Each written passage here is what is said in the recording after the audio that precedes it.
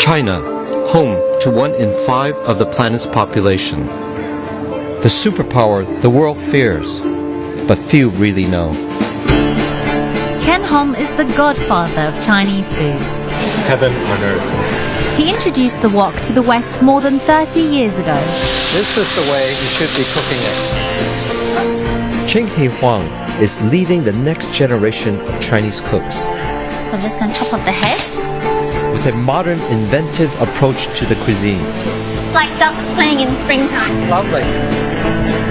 We're taking a once-in-a-lifetime adventure across China through food. Rabbit head. Shall we try? To delve into its heart and soul. Pull it. Food is the best way to explore Chinese culture because we really live to eat. It's an epic trip. 3,000 miles from the megacities of the East to the forgotten villages of the Wild West. It's like we've been back to the time of Genghis Khan. She's just decapitated it. We'll uncover the familiar, the secret, and the surprising. Wow, I've never seen that done before. Cook simple and delicious dishes. That is my Sichuan sausage. And reveal the secrets of China, old and new. It's like a journey that I've always dreamt about, but in a China I've dreamt about.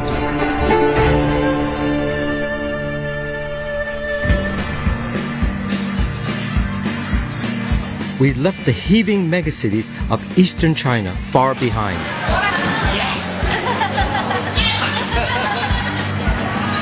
To embark on an intrepid journey across China's vast western frontier. Oh my gosh, this looks like an ancient medieval city we've come to. It's really on the far fringes of China. We're traveling 3,000 miles from the tropical jungle of Yunnan to the deeply divided Muslim city of Kashgar. These regions are home to many of China's 55 ethnic minorities who make up almost 10% of the population. Historically, these minorities were seen as a threat to the realm by Han emperors. We want to discover the fate of their cultures and cuisines in modern China. I think it's beautiful. It's like a ritual. We're spending our first week in Yunnan province in southwest China, on the border with Vietnam, Laos, and Burma. Oh, we're here. Yeah, it's beautiful. This is Nanpin village, home to the Dai minority who settled in Yunnan in the 7th century. Is this the village chief? Tribal chiefs like Bo Wen Jiang have been head of Dai villages for centuries.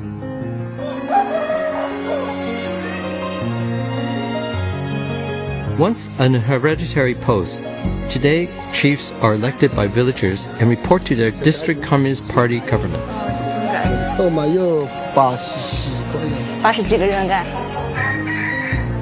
These families live in homes with few modern conveniences. Is this a house? Yeah. And with no electricity, cooking takes place over a simple open fire. Wow, it's a limited kitchen, huh? It's Wow. I like to cook That's here. wonderful. Tell him we'd like to cook and share with him our love of cooking and especially the ingredients that you find here.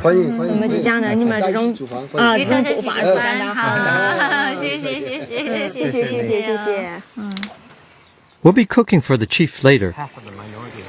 But first, we're heading out into the local farmland to learn more about the Thai way of life. What I like, Lena, is how they take the creek, how they irrigate the fields. I like that very much. Yeah. The Dai people were one of the first cultivators of rice in China. Today, like 128 million of China's rural poor, the villagers of Nanpin live on less than £1 a day. To survive, they must utilize everything in their environment. These local foresters are proving just how resourceful they must be. How do they know how to harvest bamboo, because it is a skill, because their knife skills are incredible. 就是也会说是爸爸妈妈教的。爸爸妈妈教那个啥。 This is as strong as steel. Yeah. And it's flexible too. And it can be reused again and again. Absolutely. Yunnan has 250 types of bamboo, and the Dai villagers have found ingenious uses for it, from building houses, bridges, and farm tools to making food and medicine. Now they are preparing for lunch.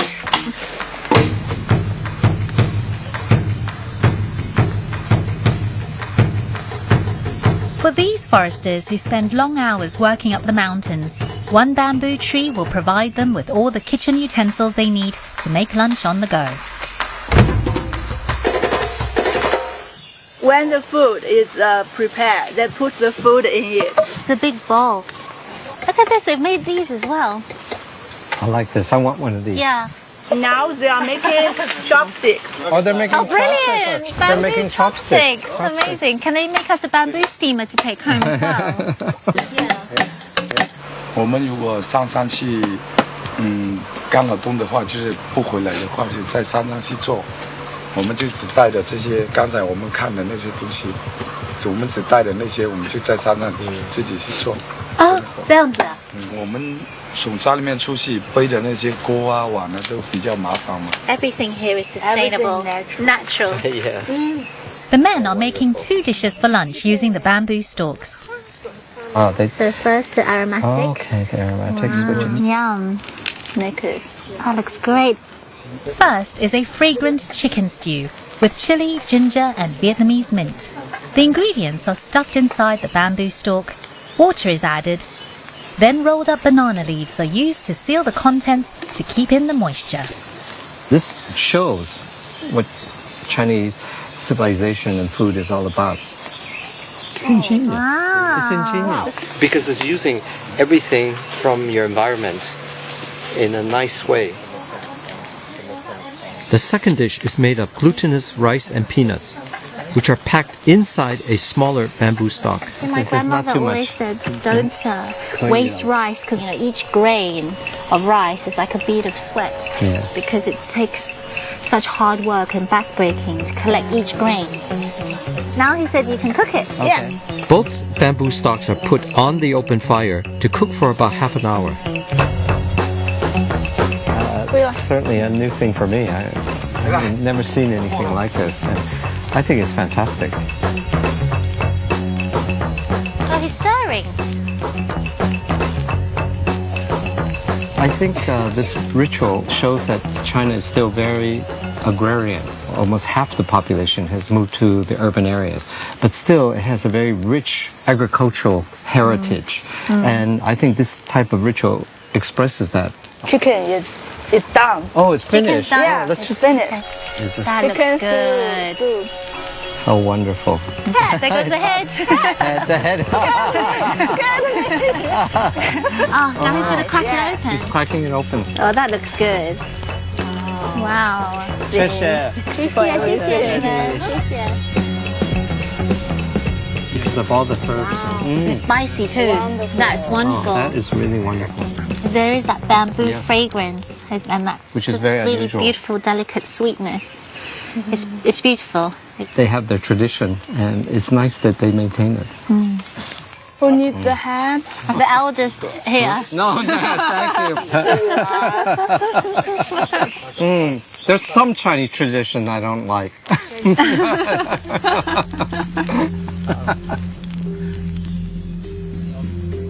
After lunch, we head back to the village to prepare dinner for our host, the chief. Whilst Ching and the women go river fishing for some of tonight's ingredients. Oh. I start on the chicken. Okay. So you must cut like here. Yep. Just one. And you let it bleed. And the blood is not wasted because you put it in salt and you can make a sort of blood pudding with it. It goes in soup or is stir fried. You can't feel the heart beating anymore. And that's it. I did that when I taught professional chefs how to cook, and half of the class almost fainted, and the other half of the class went to complain to the dean, and the dean said to me, Ken, please don't ever do that again. But if you want to really learn about food, I think you have to take the good and the bad. You just can't go to the supermarket and say, you eat chicken. You have to know how it's killed. And if you don't like it, it bothers you, then don't eat it. Simple as that. The chief and I are going to cook a dish, each with this chicken, to feed 10 people. This might look small compared to what you find in Britain, where we eat on average 3 times more chicken per person than the Chinese. But in a country where there are over 1 billion mouths to feed, that kind of consumption is unsustainable. Meat is to garnish the veggies. And in the West, veggies are a second thought. I mean, you usually have a big piece of meat, and then you have all these vegetables that are a second thought. And as we know, that's not good for your health. To me, that's really the lessons I think the West can learn from Chinese dietary practices. I'm cooking a chicken stir-fry, which, in true resourceful Thai style, is using ingredients sourced within 50 yards of where I'm standing. Even the sauce for the marinade is homemade. I asked the chief, can I have some rice wine? And this is a homemade brew that he makes. Whew, God, if I taste this, I won't be able to cook.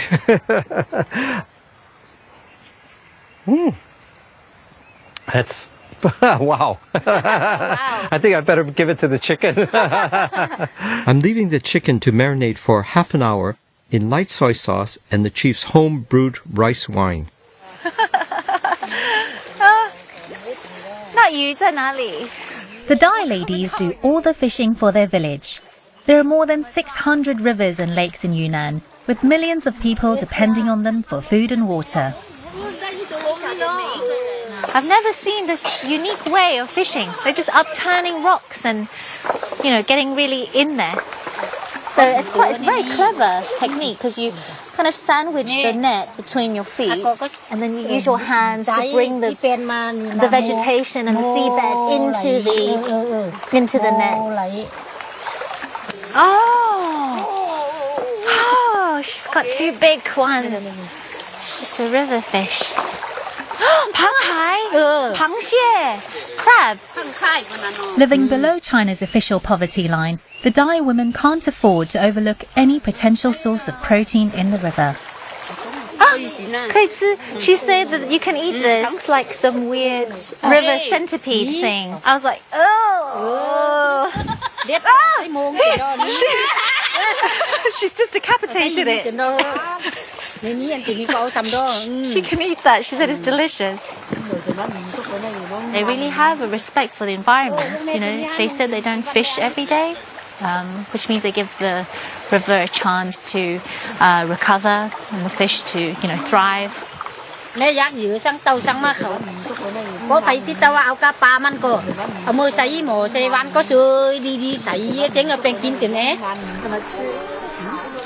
For the time being, the women are safe to fish in these waters, but this might not be the case for much longer, because in recent years, many of Yunnan's waterways have become contaminated with pollution from its cities, less than 40 miles away.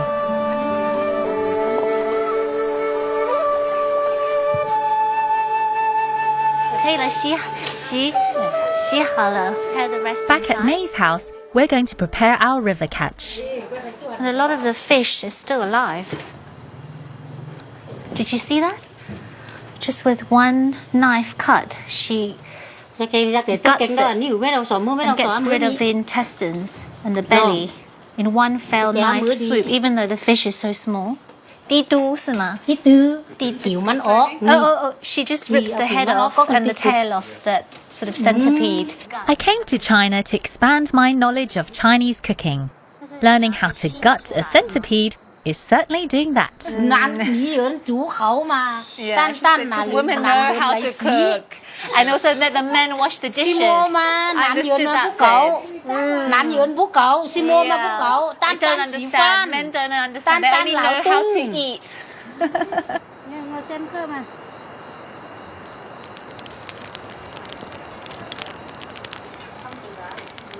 So I've got here small river fish, and then I've got just local garlic, wild garlic, some ginger, some small chilies. This is the local chilies. And then there's the Vietnamese mint. And then they've got here some coriander as well. And then some spring onion. I'm going to make a classic Thai dish of fish cooked in banana leaves. Just finely chop it. My grandmother would always peel it, and the Chinese believe that when you peel ginger, it becomes more heat-giving property, more yang, more fiery. If you keep the ginger skin on, then it makes the dish more yin, it's more cooling. First, I'm putting chopped ginger, garlic and chili onto a banana leaf, closely scrutinized by my sous chef, who's keen to offer tips. 你这样子做哦，再这样子再小一点。She said, chop it. Actually, chop all the herbs together, so it's really fine. I would have just thrown it all together, but this is the way they're used to doing. Okay, so we put this all on the leaf like that. Wrapping the food in a banana leaf seals in moisture and flavour, much like foil or oven-proof paper. And then you just tie it. Being here with May and her family takes me back to my childhood, when I was under the supervision of two other formidable family cooks, my grandmother and mother. So she's just securing the package within some bamboo. I'm planning to steam the fish, but my sous chef has other ideas. Oh, then that's how they would normally cook it. She said it's tastier like this than steaming it. She said it's better to.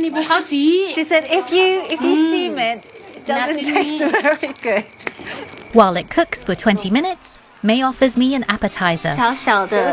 This is a baby didu. This is the centipede. The water centipedes she caught at the river have been boiled in a broth of chilies, ginger and herbs. She said don't be afraid, just eat it.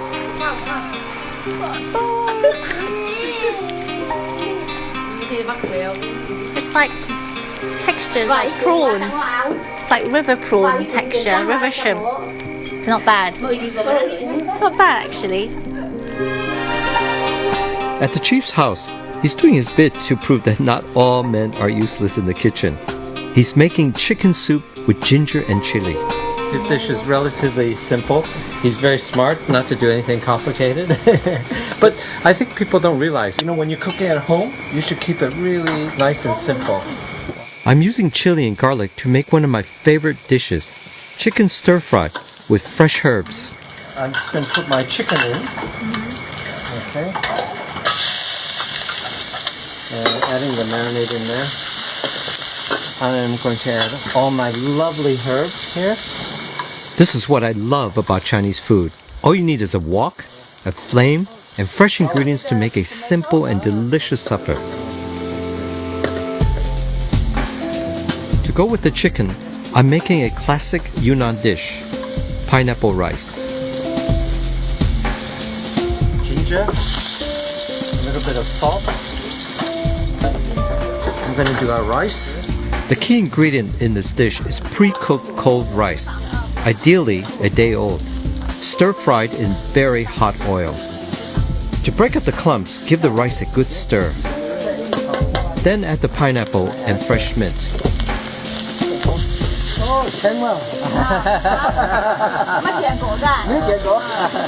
The wood fire gives it a lovely smoky flavor. With fresh local ingredients, this is traditional village cooking at its best. In Thailand, we say hom. Oh, what mean hom? Fragrant. Something smells good, we say hom. Oh. Hom. Yeah. Fragrant. Yeah, hom. We are ready. Just have to wait for Ching and the rest of the women for the fish. Yeah, everyone is hungry. So this is the banana leaf wrapped fish. Oh, Wow. She said it's very good. This is Did you a get soup us this one? the chief made. Oh, it's delicious. And Good fish this is soup. pineapple rice.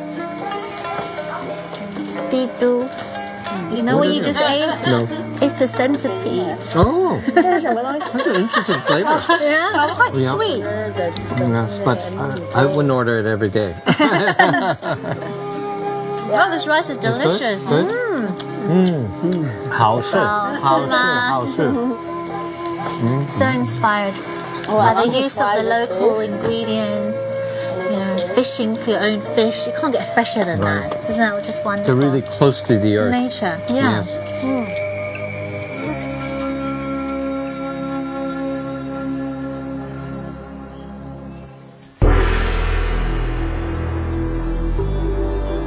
It's our second day in Yunnan province, and we're enjoying a traditional breakfast at the guest house. Look at her outfit, so beautiful. This looks like some sort of vegetable. It's fiddlehead fern. I love it. Chilies, like in Thailand. No, garlic chilies. This is the most unusual breakfast I've had in China so far. This is supposed to be the birthplace of tea in the whole of China. So I'm excited to try the pu'er tea, because that's one of my favorite teas. It's awfully good for you. It's very cleansing, and it helps to lower cholesterol and helps prevent heart disease, all these good things. Pu'er tea, named after a town in Yunnan, came to prominence when it was drunk by emperors during the Tang dynasty 1300 years ago. Today, it's a global export industry worth millions of pounds. Unlike most teas, which can lose their freshness soon after production, pu'er tea is fermented, which improves the taste, texture, and aroma. The most sought-after pu'er teas can take 30 years to mature, and 1 cup of leaves can reach up to £1,000.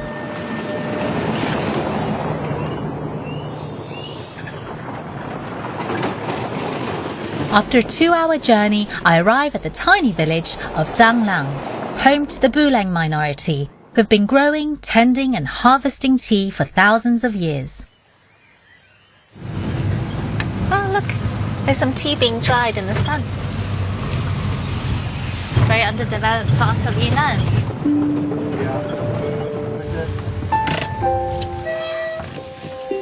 Wow. We're really high up, and this is a gorgeous little village. Zhanglang is home to 45 families, 80% of whom make a living from selling pu'er tea leaves to processing factories. Xiao Li and Xiao Lu are 2 young tea picker friends. 这是采茶。They started tea picking when they were 11 and 12, so very young. 10多岁. They went to primary school. There's a school in the village, but they left school about 10. So, and they've been tea picking ever since.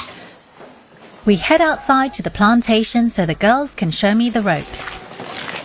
China's emerging free market economy and state promotion of tea over the last 10 years resulted in an export boom. Many villagers in Yunnan converted their subsistence land into tea terraces. This is just the size of it. It's huge. I've never experienced a tea plantation this big. But an investor buying frenzy led to lots of fake pu'er teas flooding the market. And in 2008, the bubble burst and thousands of tea producers went out of business. They're super fast. It's like a blink and then they've gone through a whole bush. But with their organic production methods and indigenous skills passed down through the generations, the Bulang were able to brand the authenticity of their pu'er tea and ride out the collapse. So this is the best part. This is the part that they pick off the leaves of the tea. So first the tender, shoot that's coming out, and the top 2 leaves. That's the most prized bit, and it's because it has more tea fragrance as opposed to sort of the older leaves. And I've never cooked with these pu'er green tea leaves before, so I'm really excited. It's very tender, slightly bitter, but it's good for you. Because actually, with tea, in traditional Chinese medicine, they say that you must have tea in your diet because there's that bitterness that we lack. You can get salt, sweet, sour, fiery, pungent flavors from many different vegetables and fruit, but you can't get bitterness, that flavor profile, but you can get it from tea. After a couple of hours, we're heading back to prepare dinner with the leaves we've picked.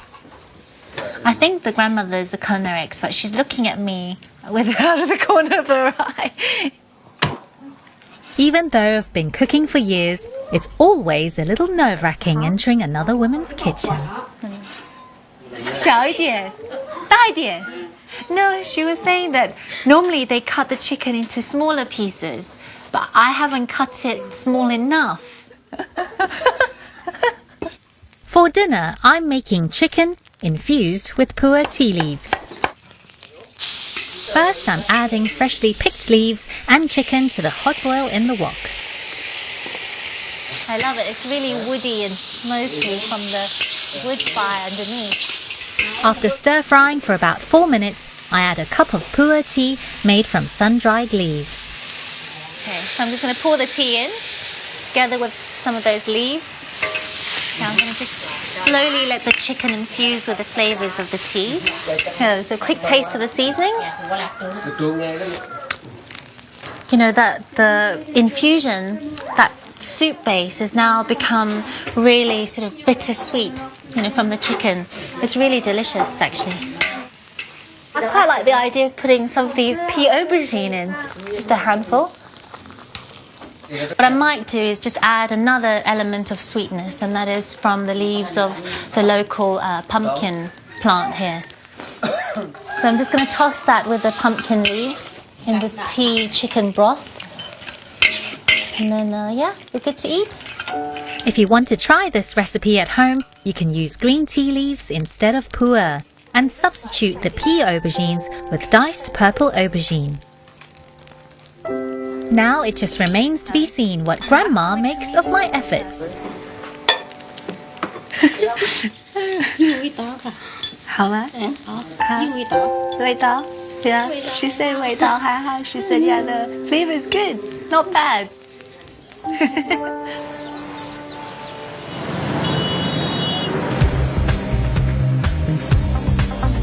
I'm on my way to Jinghong, Yunnan's fastest growing city. It's just 40 miles north of the tiny mountain village of Jianglang, but it feels like a world away. I actually didn't expect this. Like a mass construction site. Things are being excavated like crazy. The construction is at a frenetic pace. I came to China expecting it to have changed since my last big trip 23 years ago. But this city is beyond what I imagined. Brash, gaudy, and jam-packed with tourists. It's sort of a Chinese Disneyland. The whole place, Las Vegas. This place will really take off. Cultural tourism has been an integral part of China's modernization strategy for 20 years. Here in Jinghong, there are 13 different ethnic minorities, and their colorful festivals and foods draw Chinese visitors from all over the country. As the city adapts to the demands of tourism, I want to know if these minorities have retained their distinct cultural identities. I'm in a suburb of Jinghong, where many Thai families have set up small cottage industries producing traditional Yunnan food for the tourist trade, including one of my absolute favorites. It's something I grew up with. My mom was a great fan of it. She used to send me out getting fresh rice noodles stir-fried, and it was a special treat. Is this it? Oh, it's huge. Wow. Hello, Mr. Ken. How are you? How are you? This is Mr. I. Hi, Mr. He's managing. Mr. Ai and his wife used to be farmers. Now they run a successful business supplying noodles to some of the busiest tourist restaurants in the city. And it's all done from their garage. This is made from rice flour? Yes, it is. They soak the rice first, and then they grind it, and then move it to the big pot. After the rice is ground into flour, it's combined with water to make dough. The exact quantities are a closely guarded family secret. Finally, the dough is passed through a noodle extruder. It's almost an art, the way she's handling it. See, none of it breaks. She knows exactly what point to cut it. I love it. It's like putting out your laundry. It all has to do with the weight. And she takes it and she feels the weight of it. It's too heavy on one side. And I guess it's an art. She's been doing it for a while. She's amazing. Mrs. Ai invites me to have a go. We It's not as even as hers.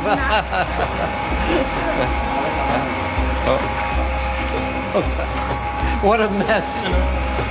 No prizes for guessing which one is mine. Rice noodles have been established fare in Yunnan for centuries. They're gluten-free with a silky texture that absorbs flavors more efficiently than the less spongy wheat noodles, which makes them perfect for soups and stir-fries. I'd like to invite you to have my noodles. I would be so happy to try them. It's great to see Thai migrants from the countryside making a successful living in the city, producing traditional food for the burgeoning tourist industry. The rice noodles apparently has been an old family recipe. They were selling it out of their farm before, and they decided to be more entrepreneurial, which is what has happened in China.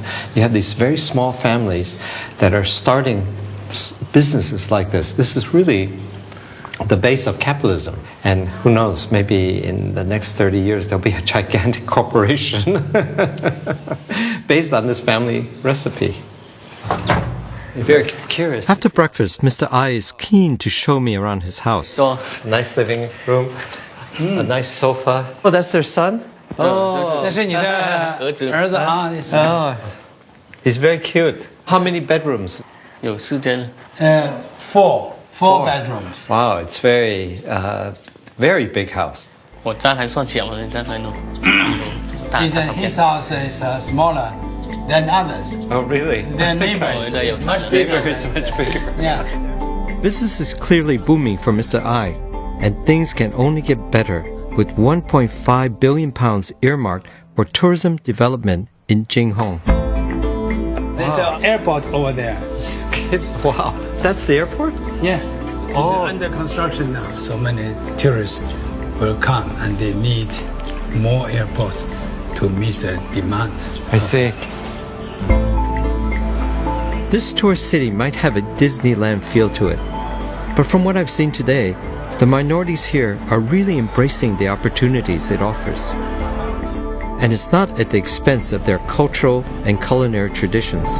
They have ambitions. They thought that their culture and everything that went with it, like their cuisine, would be wiped out, and instead it's thriving like crazy. Nowhere is this more evident than in the local market.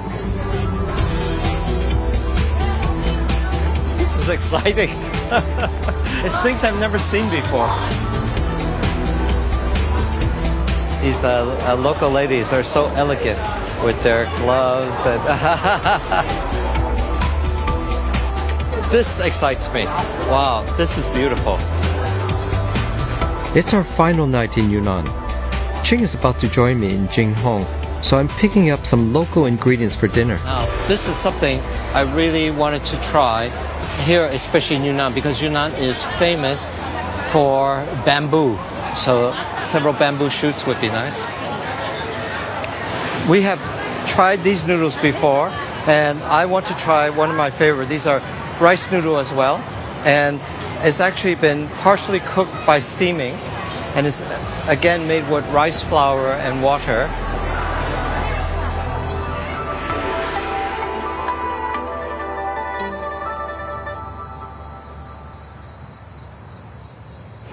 God, that does look like looks like Las Vegas. All these bright lights, and then look, we've got Thailand over there.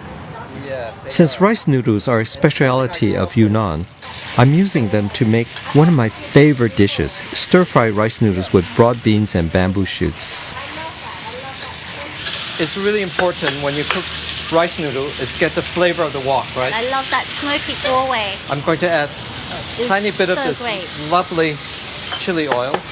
The garlic, wow, that is fantastic. But what I'm going to do is I'm just going to take it out for a second, and I'm going to stir fry the rest of the vegetables. So I love it. You're like a perfectionist Yes. cook, like my grandmother. She'd always cook each ingredient And- perfectly, and then bring them back into the wok to warm Right. through, and then add the seasoning, like the soy sauce Good Chinese or the cooking vinegar or sesame Is in oil. steps. What I mean by that is you cook one thing and then you take it out. I'm putting in the bamboo shoots and broad beans, adding a little bit of rice wine to that. Lovely soy sauce. And we just let that cook over quite a high temperature until it's sort of cooked and wilted. Oh, that looks good. Oyster sauce. Yum. This is really... I love oyster sauce. Am I allowed to try some?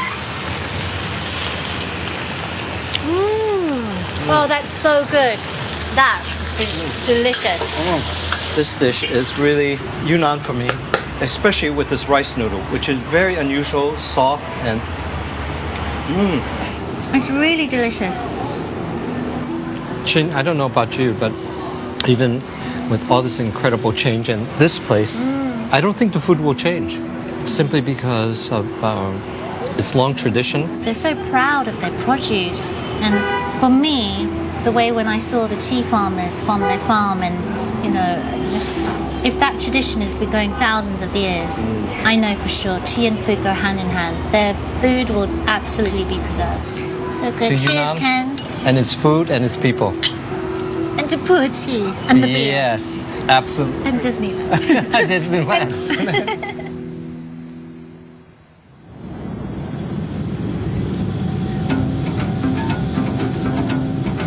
We're on the second stage of our epic journey across China's vast western frontier, where few travellers dare to venture.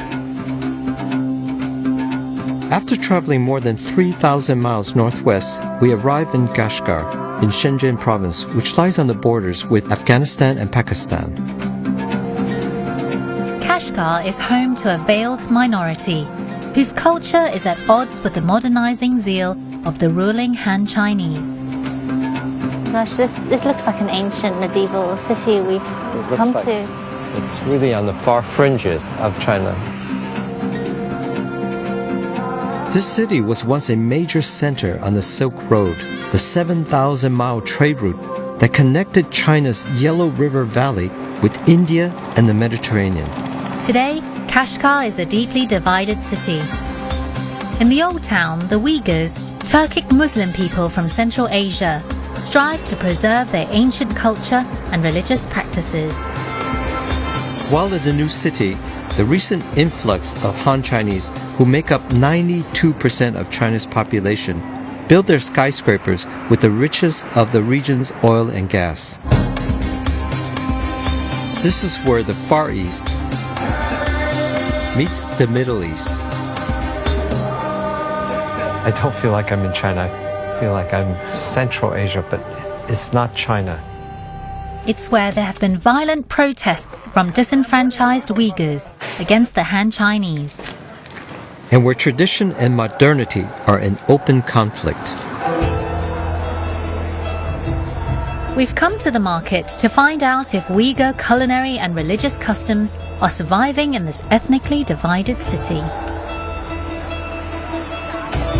This is certainly the most exotic place we've been to in China. We're met by our guide, Mohammed. Hi! Hello! Nice to meet you. I am Mohammed. Nice to meet you. Welcome to Kashgar. Nice to meet you, Mohammed. Nice to meet you. You guys just arrived? Yes, we did. Yeah. Come on, I show you around. Thank you. Thanks. It's a pleasure. 1,000 years ago, this market would have been overrun with caravans bringing goods in and out of China on the Northern Silk Road. Today, with over 5,000 stalls, it's jam-packed with traders hot off the Karakoram highway from Pakistan. Raisins. Yeah. These are apricot seeds. Apricot seeds? Yeah. Those are sunflower seeds. People just mix a little bit of everything, put it into their pocket. It's delicious, yeah? Really good. Healthy for you. You know, apricot seed is very good for men. Yeah. Really? Oh. I won't ask you why. You eat this, you don't need Viagra. Very good. Wandering through the market is striking to see one food you'd be hard-pressed to find anywhere else in China. Wow, this is what I want to say. Delicious. Yeah, can we buy one? Yes. Here, naan bread is sold on virtually every street corner. Oh, yes, With I love. sesame seeds with onion? Salt? Yeah, they just put those on top. 2,000 years ago, the nomadic cattle herders traveling through this region relied on this bread to sustain them in the desert. Today, Uyghurs consider it to be sacred. Bread means life. So you cannot throw bread away. Never. You're like throwing away your life. If even it's too old, I rather take it to somebody, just feed the sheep, with this. I never throw it into the rubbish. Naan bread is traditionally baked in large outdoor tandoor ovens. The hot clay walls of the oven bake the bread crispy on the bottom, but leave it soft in the center. But the skill lies in getting it to stick onto the oven wall. Okay. Put it out. Okay, got it.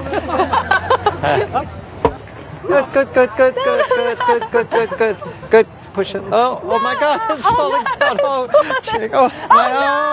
Oh my God, shake. Oh no. Where is it? No, my bread. Oh God. Oh, God. God, I dread to do this now. Okay, just slap it on. Okay. Basically, Ken. Okay. Is it? Whew. Why? There it is. It's not exactly like his. Wow, there's mine. It's a new take on a calzone.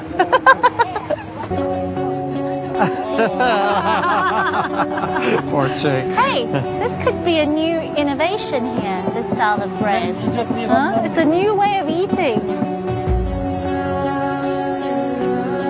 In 2009, the Chinese government began a 300 million pound clear-up of Kashgar, demolishing mosques, markets, and century-old houses in the Uyghur-dominated old city.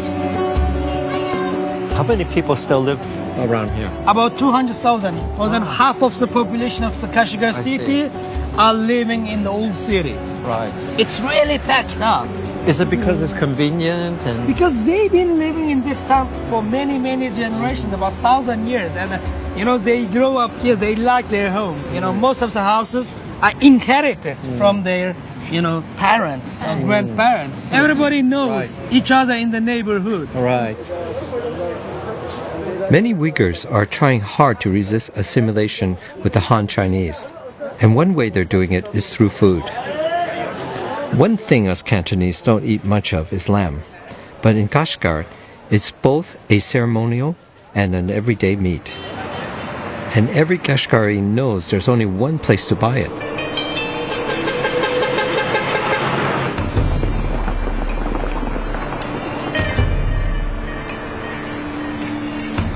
Thousands of people swarm into Kashgar every Sunday for the livestock market.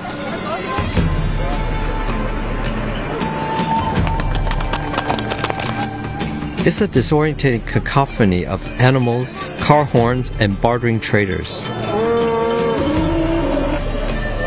Today is particularly busy because Nowruz is coming up, an ancient Persian festival celebrated by the Uyghurs which marks the coming of spring.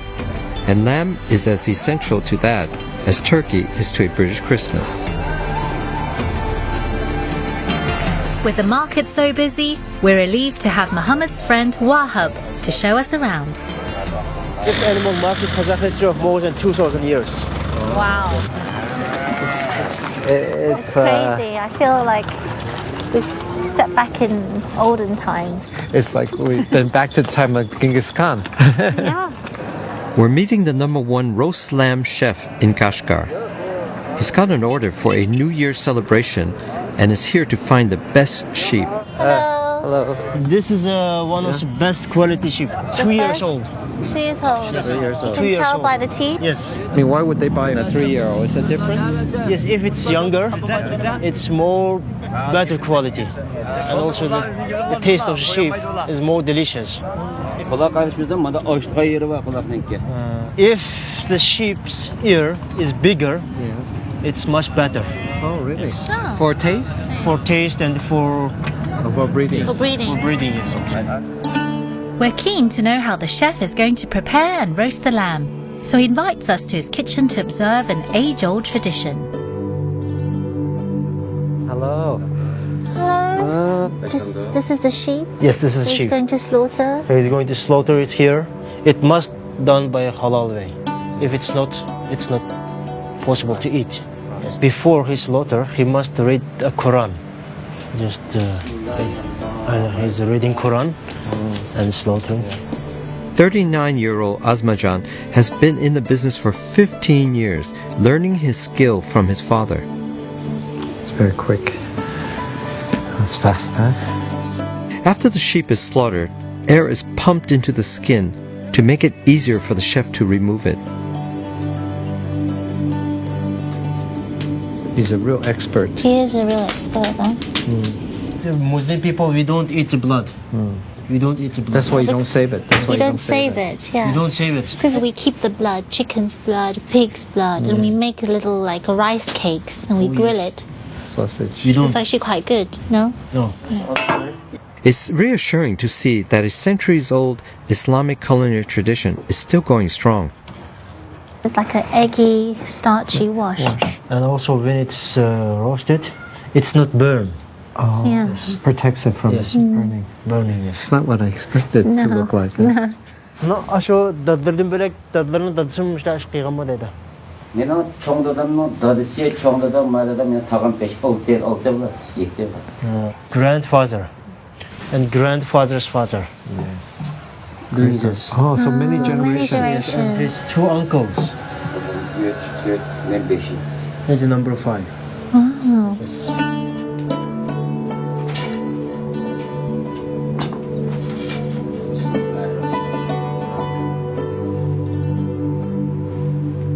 Oh yeah, what You did he said a say? prayer. I start with Allah helps me with a successful ending. Oh, And then, I think it's beautiful. It's like a ritual. no? Yes, like that. Yes.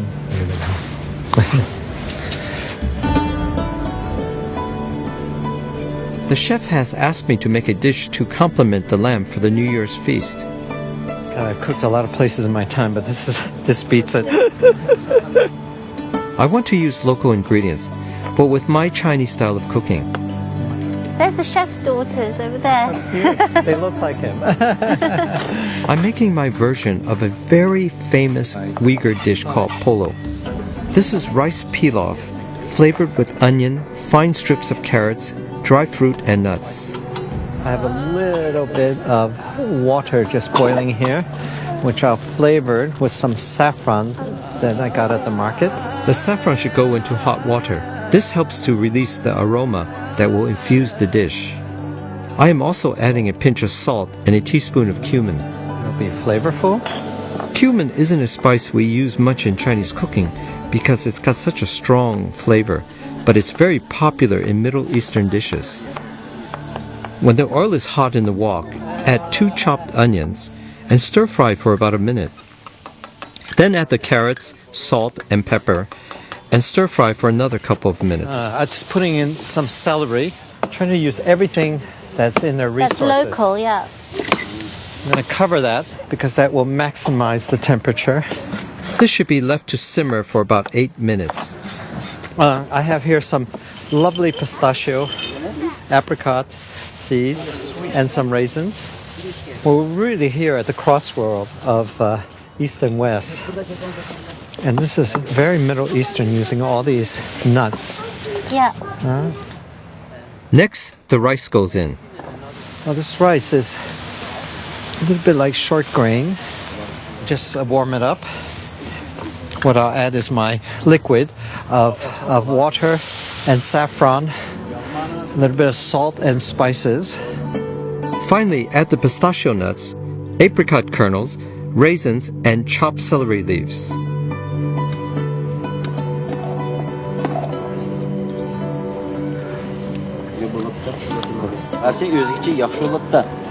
It's different, good different. The taste is good and it looks sweety, colorful. Okay, thank you, Chef. Onions are really sweet. Rice is cooked through and tender. The raisins in there really adds a sweetness, yeah, and the apricot kernels, a good crunch, good texture.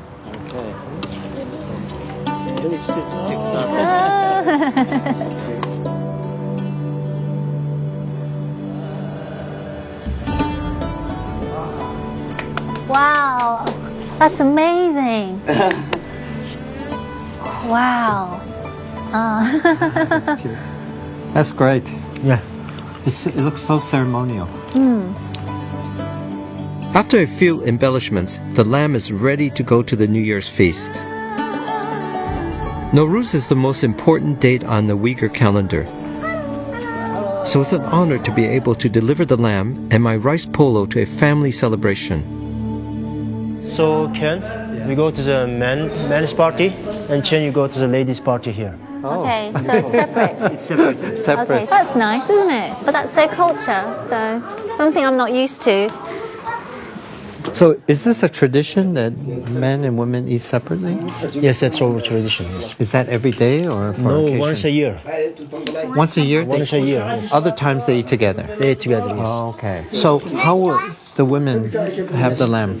No, they bring some big plate. We just take it to the ladies' party. All the food today was made by all the women, by all her mum-in-law's family and sisters. They don't question, that's the way they've lived for many, many years.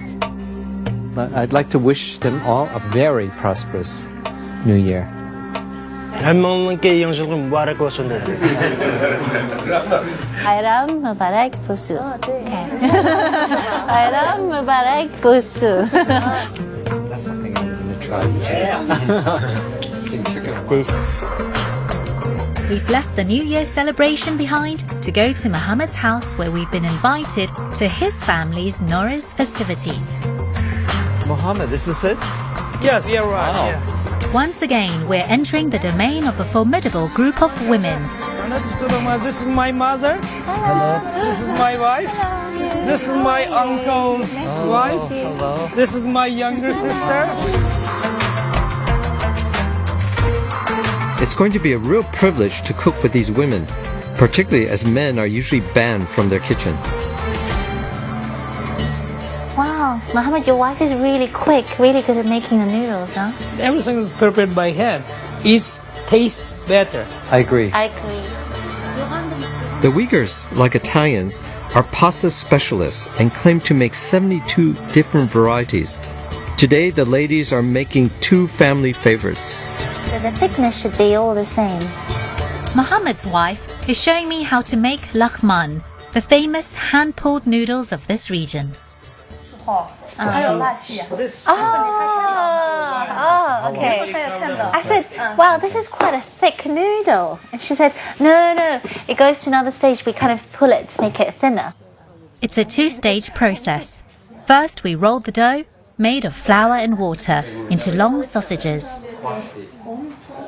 Then we coil them around the circular base of an oiled tin and leave them to rest for half an hour.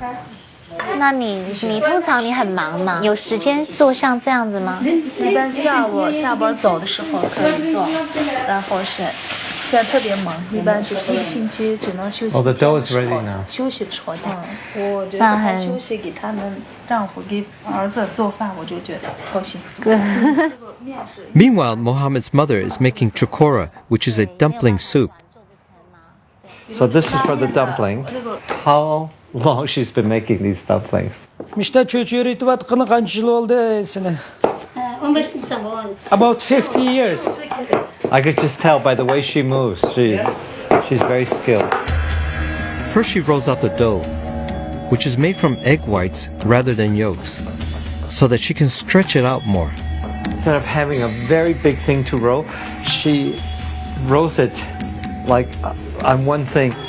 This is how Italians also do pasta. I paid my way through university by giving lessons in how to make Italian pasta. Side by side. Wow. Now I feel like the student. So clever. This is worth the trip out here. Yeah. To see this. Absolutely. Once Mohammed's mother has cut the dough into small squares, we roll them into parcels, which are then stuffed with alfalfa sprouts. Oh wow, that's like tortellini. Tortellini. That's vegetable tortellini. She takes a Take a little bit. And then just fold it into itself, like that. like that. As the honorary male cook, I want to know if I passed the test with the women of the house. Akishtim biz oshxonada billa o'ttasi qanday hissiyotga keldinglar deydi. Biz azaldan chemaymiz oshxonaga desa maydam chirib oldi, arsi qanday o'ylabdi deydi. Shunda ta'sirlanib ketdik. Ken is okay though. Oh, I think she's telling him off. Yeah. I think she's saying, She said, you should come in the kitchen more often. She says she's really impressed. She said our man should come to the kitchen too. It needed no translation. It needed no translation. The dumplings need to boil for 5 minutes until they become translucent. Meanwhile, I head outside to see how Mohammed's auntie is getting on with the rest of the meal. This is just the sauce for the noodles, right? Yeah. There's no meat in this one. There are meat in it. Oh, there is meat. Yeah, Oh, okay. lamb in it. Lamb, okay. Lamb everywhere.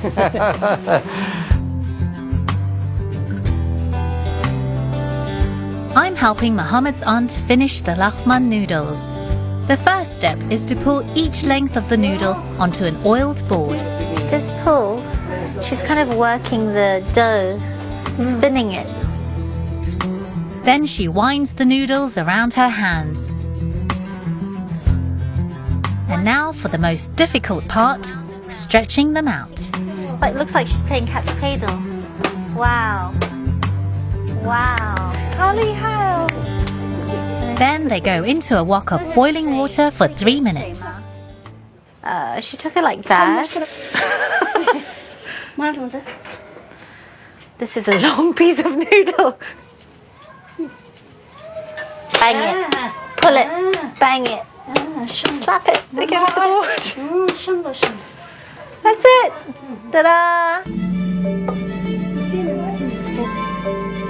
It's the end of our time in Kashgar and our exploration of China's ethnic minority cuisines. Okay, please. Okay. Thank you. This is start with noodle. Okay. Wow, this is the one you pulled? This I really am in love with the noodles. Yes. It really is springy and delicious, and it's really satisfying making your own noodles. China is so diverse, so many different people, different ideas, different religions, different cultures. The Dai minority, the Bulang minority. Through food, that's their identity. Then now with the Uyghurs, that's their culture, just right on the plate, right there, says it all. It's magnificent. Mohammed, to you and your whole family, thank you very much. Yeah. What I've learned and discovered by coming to Kashgar and Yunnan was, I think it deepened my understanding about China. Even though they're within the Chinese nation, they haven't lost their local traditions, which I think is very important. Next time, we journey to Guangdong province This is where my culinary soul is. to explore the many faces of Cantonese cuisine Oh my god, alligators. and culture in the city where my parents met. They're going to sing my mother's favorite aria. Very touched. Before we complete our journey across China with an emotional pilgrimage to our ancestral homes. My food memory started here, and I think I have come full circle.